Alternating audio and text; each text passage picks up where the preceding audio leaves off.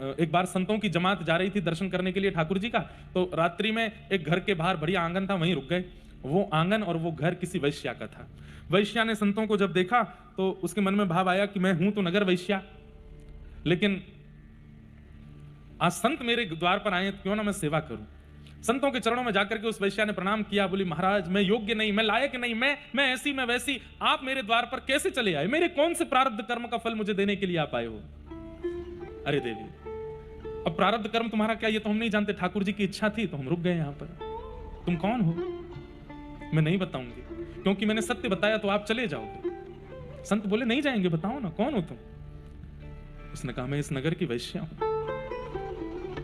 मुख्य साधु जो थे वो तो बैठे रहे, बाकी सब खड़े हो गए अपना झोला लेकर के, चलो चलो चलो। पुण्यम पापम अपवित्र पवित्रो वा सर्वावस्थांगतो पिवा, सब लोग अपने ऊपर जल छिड़कने लगे। लेकिन गुरुजी जब तक नहीं उठेंगे हम कैसे जा सकते?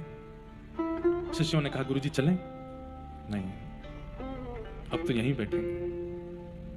महाराज इसका अन्न जल, इसका आंगन, इसको देखना भी हमारे लिए हमारे पुण्यों को नष्ट करेगा, भजन नष्ट कर देगा। महाराज आप क्यों बैठ रहे हैं? बोले यदि पुण्य नष्ट होने ही हैं तो हो जाएं, ठाकुर जी ने यहां बैठाया है तो इस पर कृपा करने के लिए बैठाया। हम साधु केवल इसलिए बने हैं कि जो दक्षिणा दे, जो माला पहनावे, जो प्रणाम करे, जो नियम से रहे, उसका ही खाना है।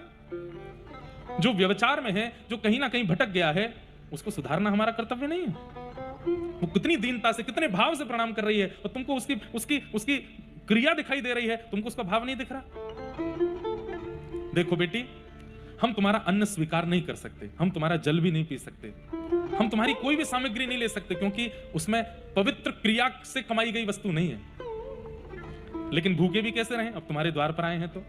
उसने कहा मुझे बताइए ना, क्या करके मैं कौन सा प्रायश्चित करूं जिससे कि आप मेरे घर का कुछ स्वीकार करें? तो उन संत ने कितनी अच्छी युक्ति बताई। बोले एक हो सकता है। बोले क्या?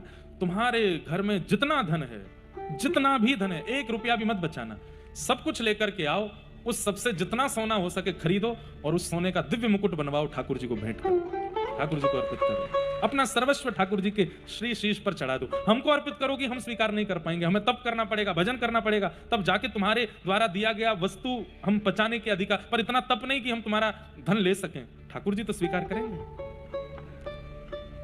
वो तो रोम रोम पुलकित हो गया। और दूसरी क्रिया, अब इस क्रिया को छोड़ो, अब तो अपना शेष जीवन ठाकुर जी के भजन में लगा। बोलो मुझे स्वीकार है। उस वैश्या ने अपना घर बेच दिया, उसके पास जितना धन था सबसे सोना खरीद करके एक दिव्य मुकुट निर्माण कराया। संतों ने कहा अब इस मुकुट को लेकर के हम जाएंगे मंदिर में, ठाकुर जी को अर्पित करेंगे।